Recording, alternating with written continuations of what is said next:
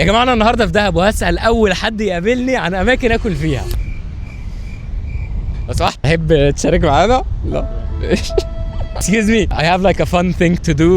Yeah. So could you recommend me like the best place to eat in Dahab? Oh, I don't know. I'm from Brazil, but I know that I like Egyptian food. So do you have a recommendation? دي استيلا من البرازيل، ومعروف عن البرازيليين ان هم بيحبوا المشاوي جدا. I think I know a good Egyptian barbecue place. Wanna go? Oh yeah, that sounds good. يلا بينا.